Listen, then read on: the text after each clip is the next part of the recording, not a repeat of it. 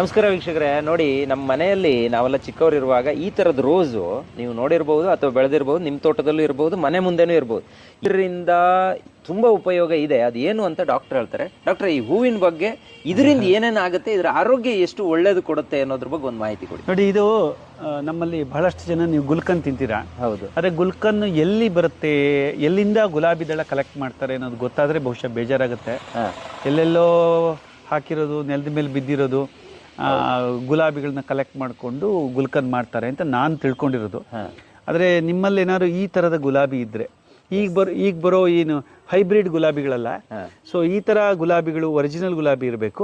ಜೊತೆಗೆ ಇದರಲ್ಲಿ ಒಂದು ಪರಿಮಳ ಇರಬೇಕು. ಇದರಲ್ಲಿ ಈ ರೋಸ್ ನಲ್ಲಿ ಒಂದು ಪರಿಮಳ ಇರುತ್ತೆ, ಗುಲಾಬಿ ದಳದ ಪರಿಮಳ ಇದ್ರೆ ಇದನ್ನ ಇಟ್ಕೊಂಡು ನೀವು ರೋಸ್ ವಾಟರ್ ಮಾಡ್ಕೊಬಹುದು. ಜೊತೆಗೆ ಇನ್ನೊಂದು ಅಂತಂದ್ರೆ ನೀವು ಗುಲ್ಕನ್ ಮಾಡೋ ವಿಧಾನನ ಹೇಳ್ತೀನಿ.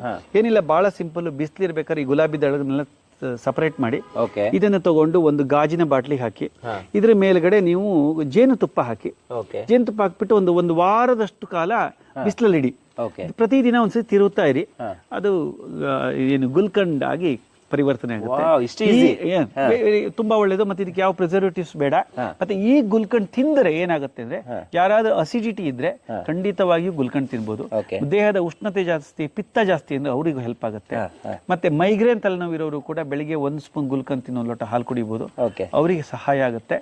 ಆಮೇಲೆ ಕೆಲವರಿಗೆ ತಲೆ ಸುತ್ತೋದು, ಆಮೇಲೆ ಏನು ಲೋ BP ಇದ್ದವರಿಗೂ ಕೂಡ ಸೊ ಗುಲ್ಕಂದ್ ತಿನ್ಬಿಟ್ಟು ಒಂದು ಲೋಟ ಹಾಲು ಕುಡಿದ್ರೆ ಲೋ BP ಕೂಡ ಕಡಿಮೆ ಆಗುತ್ತೆ. ಆಮೇಲೆ ಸ್ಕಿನ್ ತೊಂದರೆ ಅಂದ್ರೆ ಸ್ಕಿನ್ನಿಗೆ ಕಾಂಪ್ಲೆಕ್ಷನ್ ಬರಬೇಕು, ಸ್ವಲ್ಪ ಹೊಳಪು, ಯಾರದ್ದು ಬಣ್ಣ ಚೇಂಜ್ ಆಗಲ್ಲ, ಅದು ಹೊಳಪು ಬರಬೇಕು ಅಂತ ಕೂಡ ಗುಲ್ಕನ್ ಬಳಸ್ಬೋದು. ನೋಡಿ, ಈ ಗುಲ್ಕನ್ ಇಷ್ಟು ಹೆಲ್ಪ್ ಇದೆ, ಇಷ್ಟು ವಿಚಾರ ಈ ಹೂವಲ್ಲಿದೆ.